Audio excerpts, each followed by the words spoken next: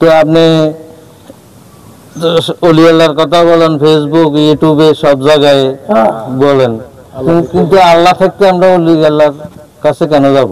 ও কোরআন হাদিস থাকতে আমরা ওলির পথে কেন যাব? এটা আমাদের সামাজিক কিছু মৌলবীদের কথা এবং সাধারণ মানুষের কথা, এটাই আপনাকে ফাইসে মনে হয় ভাইরাস। আল্লাহ নিজেই কোরআন তো দিছে, আল্লাহ কে দিছে? আল্লাহ রাসূলের কাছে দিয়েছে। এটা হলো আল্লাহর পক্ষ থেকে বান্দার প্রতি চিঠি বা আদেশনামা, হুকুমনামা। এটা তোমরা করার জন্য আল্লাহ কি দিয়েছে? চিঠি দিছে বা আদেশনামা পাঠাইছে। এটাই তো কোরআন, আল্লাহর বাণী।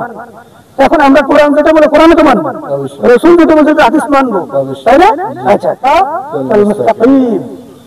কোরআনে আল্লাহ নিজে কি বলছে? সরল পথে চলার জন্য বলেছে। এখন মনে করেন সরল পথটা কি এ পর্যন্ত খুঁজে পাইছেন? সারা জীবন সরল পথ খুঁজতে খুঁজতে জীবন গেল, কিন্তু সরল পথ খুঁজে পাইছেন? কোন পথ? সিরাতাল্লাযীনা আনআমতা আলাইহিম। কার পথ? নেয়ামত প্রাপ্ত বান্দাদের পথ। নেয়ামত প্রাপ্ত বান্দা কারা? নবী রাসূল আউলিয়া কিরাম। এখন নবুয়ত এবং রিসালাত, এখন নবুয়তের জামানা কি শেষ। এখন কোন জামানা? এখন কোন জামানা? বেলায়েতের জামানা। তাহলে বেলায়েতের জামানায় নেয়ামত প্রাপ্ত বান্দা হলেন আল্লাহর ওলিগণ। আল্লাহর ওলিগণ।